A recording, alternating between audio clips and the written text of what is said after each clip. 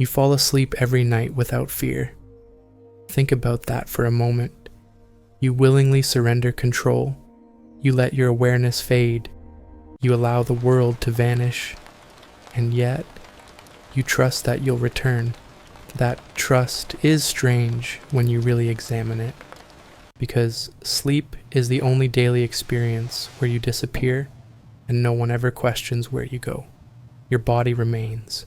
Your breathing continues. Your heart does its quiet work. But you, the part that experiences, remembers, chooses, vanishes. Or at least, that's what you were taught to believe. From childhood, you were told that sleep is nothing more than rest, a biological shutdown, a maintenance mode for the brain, a necessary pause so the machine can keep running tomorrow.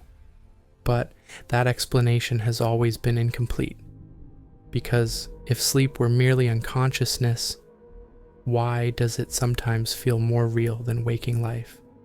Why do certain dreams leave emotional scars that last for years? Why do some nights feel longer than entire weeks? Why do ideas, realizations, and answers arrive while the rational mind is offline? And why, if nothing is happening, does something in you know that it is? There is a quiet intuition most people suppress, a whisper beneath logic, a sense that when the lights go out, something opens. You've felt it before. That strange heaviness just before sleep, when your body feels anchored but your awareness feels light. That sensation of falling inward rather than downward. That moment when thought dissolves, yet presence remains. This is the threshold, and humanity once knew what it meant. Across ancient cultures, sleep was not seen as unconsciousness. It was seen as transition, a crossing, a temporary departure from the visible world. In those traditions, the body was never considered the seat of awareness. It was a vessel, a shelter, a temporary structure that consciousness inhabited by day and left by night. Sleep was not the absence of awareness. It was the relocation of it. The modern world teaches you that you are your body, that awareness is generated by neurons, that when the brain slows down, consciousness dims. But this belief creates a problem science has never fully solved. If consciousness is produced by the brain, why does it behave as though it can operate without it? Why does the mind construct entire worlds while sensory input is shut down? Why do people report experiences of clarity, continuity, and identity even when the physical self is offline? And more importantly, why does death feel so closely related to sleep? Every culture, regardless of time or geography, notice the same thing. Sleep and death share a structure. The body becomes still. The breath slows, the eyes close, the world withdraws. The difference is not the process, it's the permanence. Ancient philosophers describe sleep as a rehearsal, a nightly surrender that trains the soul to let go. They believed that those who learned to release awareness consciously during sleep would not fear death because they had already practiced leaving, and perhaps this explains something unsettling. Why modern humanity is terrified of dying, yet wastes half its life sleeping without curiosity. You close your eyes every night, but you've never been taught how to leave consciously.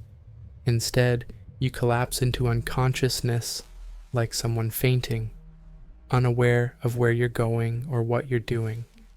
And this is where most people lose something precious, because while the body rests, awareness does not simply vanish, it moves. Think of your body as a station, not a prison, a place consciousness docks temporarily before continuing elsewhere. When sleep arrives, the physical senses disconnect. Vision shuts down, hearing fades, muscle control dissolves. But awareness doesn't turn off, it decouples. This is why the moment just before sleep feels so strange. Your identity begins to loosen. Your name fades, your history dissolves, your worries blur. You don't become unconscious, you become less localized, and localization is what keeps you anchored to one version of reality. When localization weakens, something ancient activates. You are no longer fully here and not yet fully elsewhere. Most people fall through this threshold without noticing. They drop into sleep the same way a stone sinks into water, abruptly, without awareness. But those who pause here, who remain attentive, discover something that changes how they understand existence. Because the threshold is not empty, it is alive. It is a passage. And every night, whether you realize it or not, you cross it. This is why the first moments of sleep are often accompanied by vivid imagery, sudden thoughts, flashes of scenes, or the sensation of movement. These are not random misfires. They are the signs of separation. The physical body is going offline. Awareness is loosening its grip. And the mind, confused by centuries of conditioning, tries to label this as nothing, but it has never been nothing. It is the same process mystics described when speaking of leaving the body, the same process shamans trained for years to enter consciously, the same process near-death experiencers describe, only reversed. Sleep is not unconsciousness. Sleep is temporary departure, and this raises an uncomfortable question. If consciousness leaves the body every night, where does it go? Not metaphorically, not poetically, but experientially. Because you don't simply stop existing for 8 hours and resume later like a paused video. You experience time, you experience emotion, you experience continuity. Even when memory fails, experience does not. You have lived entire nights you do not remember, entire journeys without souvenirs. And here lies the real tragedy.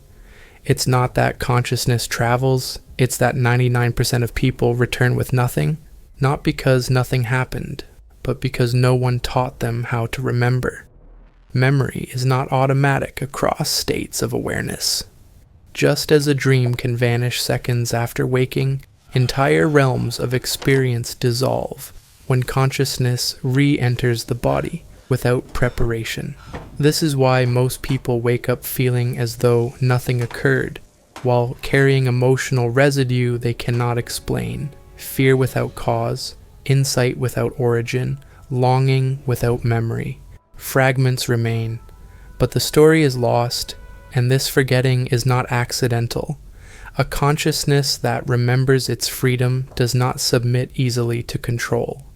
A being that knows it leaves the body nightly does not identify fully with fear, status, or survival. It becomes difficult to convince such a being that reality is only what can be measured. So forgetting became normalized. Sleep was reduced to rest. Dreams were reduced to noise.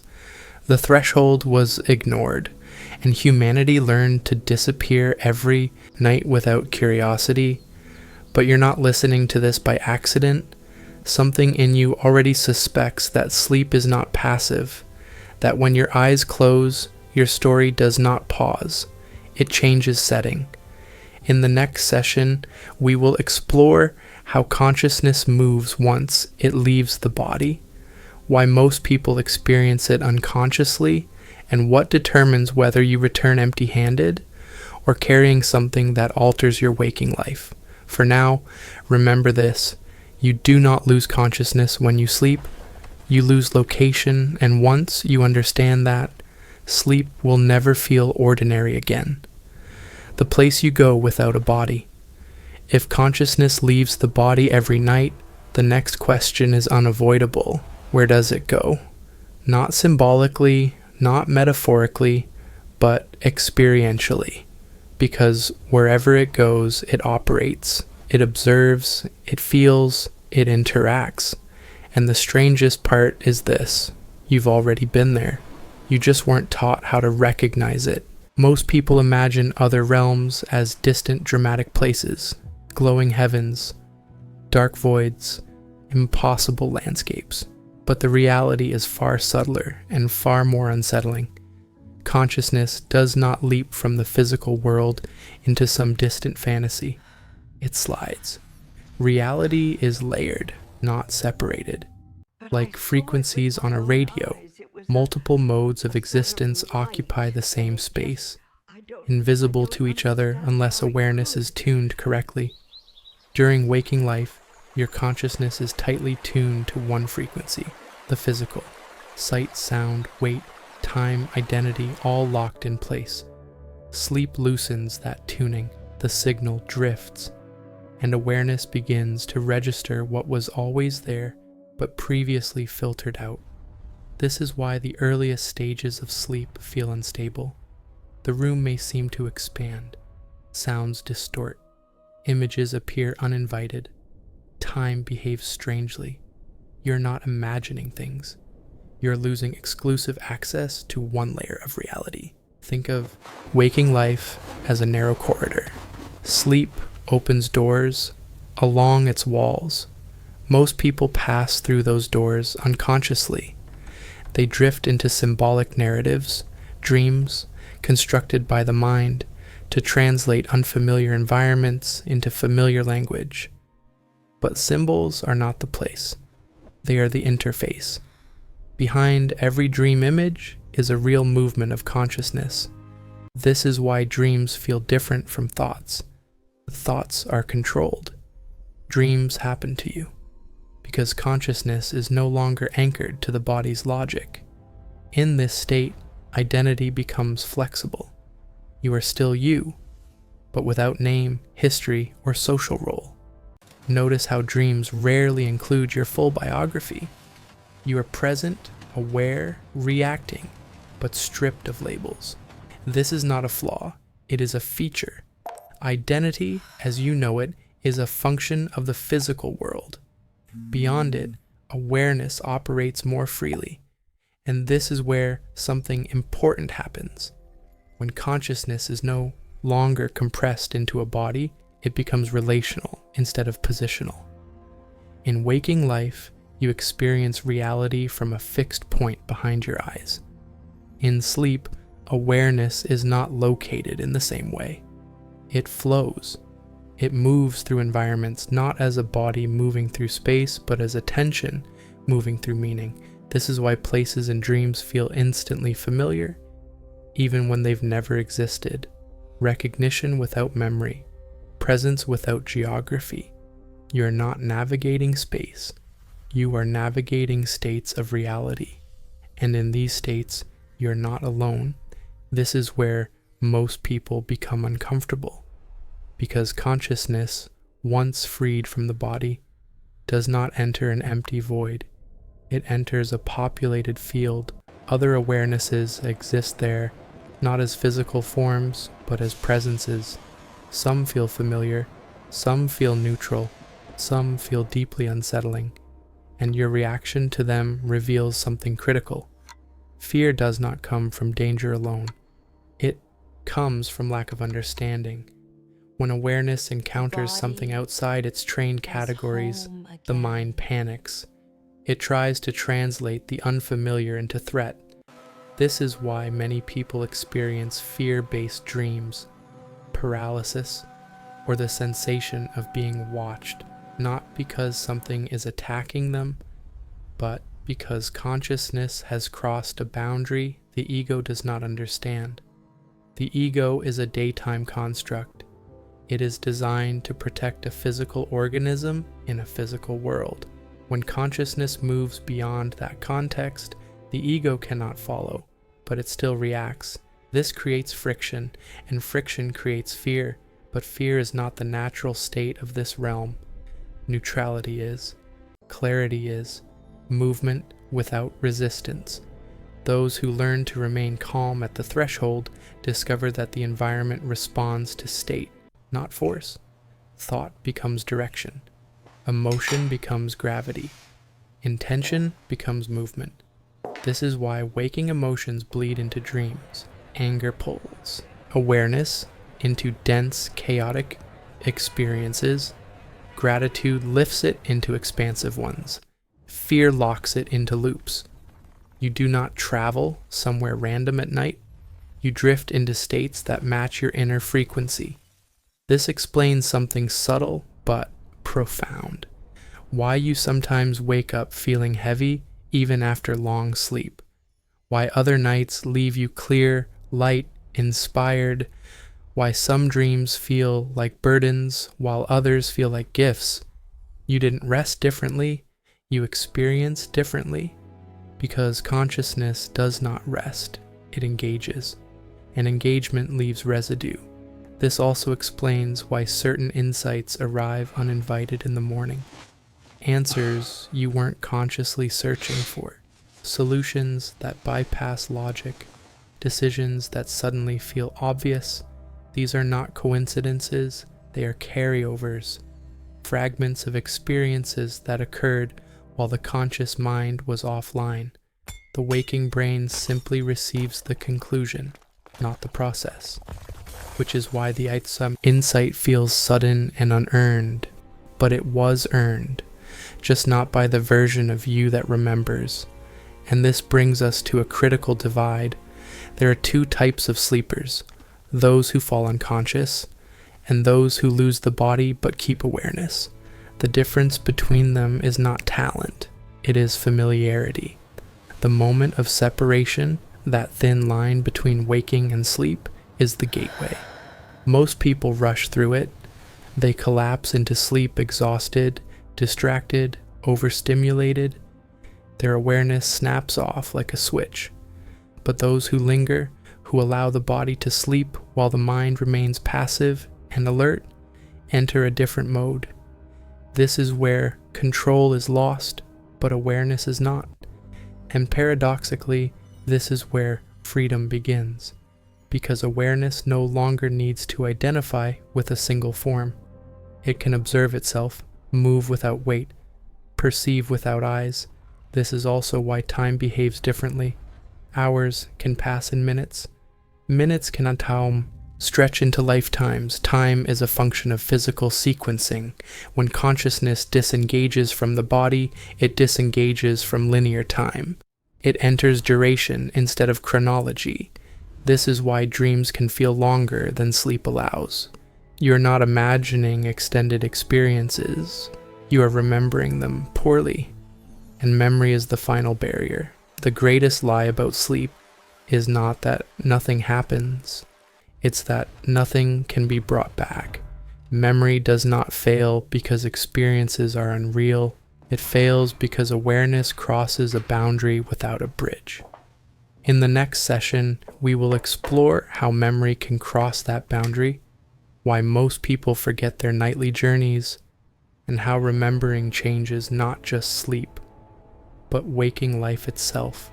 Because once consciousness begins to remember where it goes, the day no longer feels like the main event, and sleep is never just rest again. There is a reason you forget most of your nights, not because nothing happens, but because memory was never trained to cross worlds. Memory is not universal, it is contextual. Think about it. You remember conversations differently depending on where you were. Certain smells unlock entire childhood scenes. Music can return you to moments you thought were gone forever. Memory is anchored to state. And when consciousness changes state, memory fragments. Sleep is not just a different mood, it is a different mode of existence. When awareness leaves the body, it stops using the brain as its recording device. Experience continues, but the storage system changes. Then morning arrives. Consciousness re-enters the body. The brain powers back up. The ego reassembles, and suddenly awareness is trying to load experiences recorded in a different format. Most of it fails, not because the experiences were unreal, but because the bridge was never built. This is why dreams vanish so quickly. The moment you move, check your phone, engage thought, or identify as yourself again, the fragile connection collapses, memory dissolves, but Memory loss is not inevitable. It is learned, and it can be unlearned. The key is not forcing recall. The key is honoring the transition. The instant between sleep and waking is sacred, and most people destroy it without knowing. They jump out of bed, they grab distractions, they let identity rush back in, and in doing so, they overwrite the traces of where consciousness has been. If you want to bring something back from the night, you must wake slowly. Remain still, eyes closed, breathing calm. Do not ask, "What did I dream?" Ask, "What do I feel?" Emotion is the first carrier of memory across states, then sensations, then images, then meaning. Memory returns in reverse order.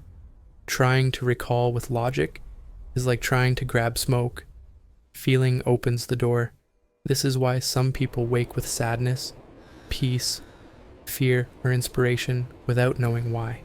The emotion crossed the boundary, the story didn't yet.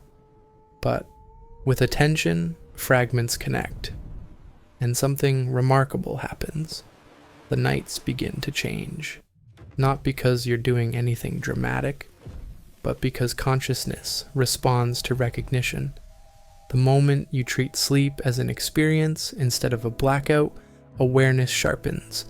Intention matters, not effort, simply acknowledging before sleep. Tonight, I remain aware. Not tense, not controlling, just receptive. Awareness follows permission, and as memory strengthens, a deeper realization emerges. You are not passive at night, you are active, just not as a body. This explains something many people feel but never say out loud. That sense of having worked overnight, waking tired despite long sleep, carrying emotions that don't belong to the day ahead. These are signs of engagement. Consciousness does not sleep. It serves. It explores. It resolves. Sometimes it revisits unresolved emotions. Sometimes it integrates alternate possibilities. Sometimes it simply recalibrates. And sometimes it does more. Have you ever dreamed of helping someone, guiding someone, protecting someone? These are not random narratives. They are expressions of awareness acting without ego. The version of you that exists beyond the body is not obsessed with identity, success, or fear. It is aligned with balance, with learning, with repair, which is why people often wake with sudden forgiveness, clarity, or courage. Something was completed while they slept. And this leads to the most unsettling truth of all. You're not one continuous self. You're a day self and a night self. The day self navigates survival. The night self navigates meaning. The tragedy is that most people never let them speak. They live half their existence in silence. But when the bridge opens, something changes permanently. Life becomes less rigid. Fear loses its grip. Death stops feeling like an ending and starts feeling familiar because you've already practiced leaving, night after night, and returning. This is why those who remember their nights begin to detach from shallow anxieties. They stop clinging to roles. They stop panicking about time. They stop confusing identity with essence. They know, not intellectually, but experientially, that awareness is not trapped in flesh, it visits flesh. And this knowledge changes how you live.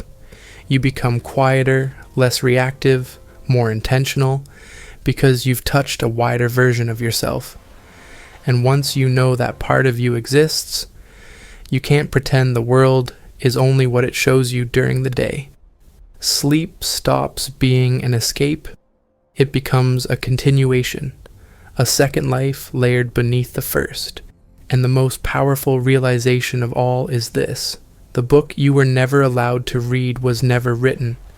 It was experienced every night by you, not hidden in libraries, not burned by authorities, not locked behind symbols. It has always been inside your own transitions, waiting for attention, waiting for remembrance, waiting for you to stop disappearing unconsciously and start returning with something in your hands. Documents prove everything. We can no longer afford to be silent.